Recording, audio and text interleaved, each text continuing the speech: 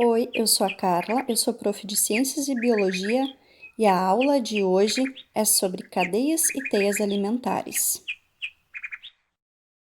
Vocês já devem ter ouvido a famosa frase de Antoine Lavoisier: na natureza, nada se cria, nada se perde, tudo se transforma. Nesse vídeo, vamos pensar um pouco mais sobre isso. Todos os seres vivos precisam se alimentar, pois é do alimento que retiram a energia necessária para sobreviver. Em relação ao hábito alimentar, os seres são classificados em produtores e consumidores. Os produtores, também chamados autotróficos, utilizam substâncias e energia obtidas do ambiente para produzir o próprio alimento. É o caso das plantas e das algas. Plantas e algas produzem energia a partir de um processo chamado fotossíntese. Na fotossíntese, a luz é captada pela clorofila, um pigmento presente nas folhas das plantas, que transforma a energia luminosa, na forma de sol, em energia química, na forma de glicose. A glicose produzida é distribuída para todas as partes da planta. Além da glicose, na fotossíntese também é produzido gás oxigênio. Parte do oxigênio sai por orifícios, chamados estômatos, da face inferior das folhas. Dessa maneira, os demais seres aeróbicos obtêm oxigênio disponibilizado pelas plantas. Para que a fotossíntese ocorra, há consumo de água, absorvida pelas raízes, e gás carbônico, disponível no ar. Em resumo, podemos representar a fotossíntese através da seguinte reação: gás carbônico juntamente com água, sob luz e clorofila, reagem formando gás oxigênio e glicose. Os consumidores, também chamados heterotróficos, são aqueles que precisam se alimentar de outros seres vivos para sobreviver, já que não produzem seu alimento. Há os herbívoros, que se alimentam de matéria vegetal. Há os onívoros, que se alimentam tanto de matéria vegetal quanto animal. E os carnívoros, que se alimentam de matéria animal.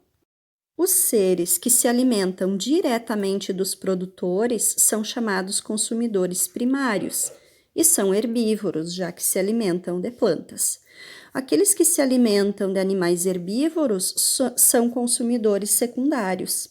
Na sequência, podemos ter consumidores terciários, quaternários e assim por diante. Os fungos e algumas bactérias são decompositores, já que alimentam-se de matéria orgânica morta.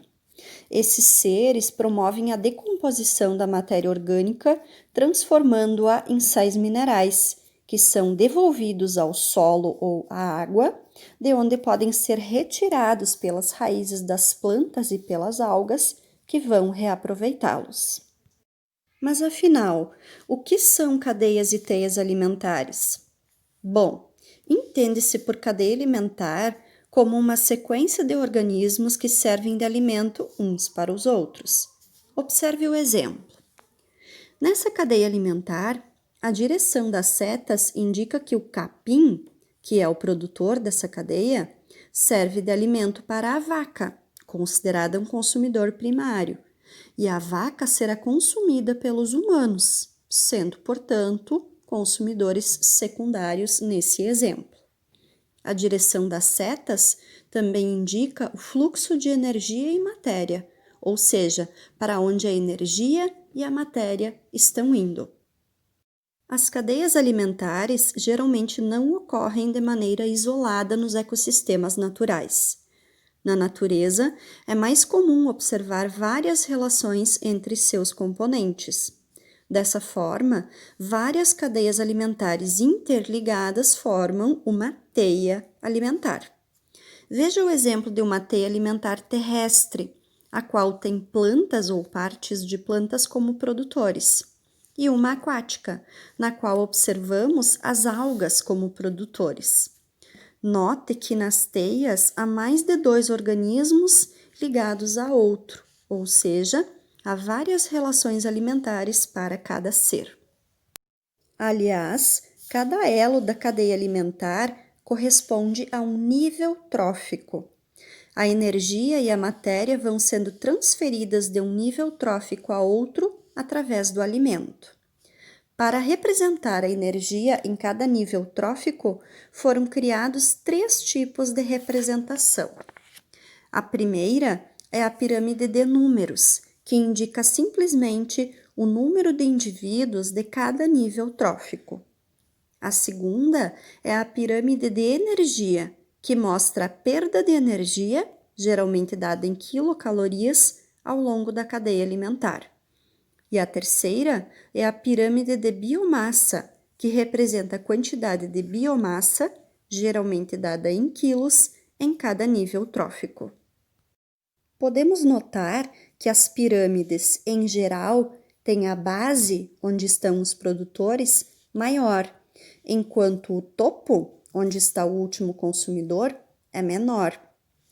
Caso isso seja diferente, pode estar havendo um desequilíbrio ecológico. É só pensar que, caso haja mais onças do que veados num mesmo ecossistema, vai faltar comida para as onças. Aliás, nessa cena aí, para quem você torce? Para o predador conseguir seu alimento ou para a presa conseguir escapar? O importante é notar que todos têm o seu papel, que é fundamental na natureza. Afinal, nada se cria, nada se perde, tudo se transforma. E aí, pessoal, anotaram tudo? Ficou alguma dúvida? Deixa aqui teu comentário. Gostou da aula? Então dá um like, se inscreve no canal e me segue nas redes sociais. Até mais!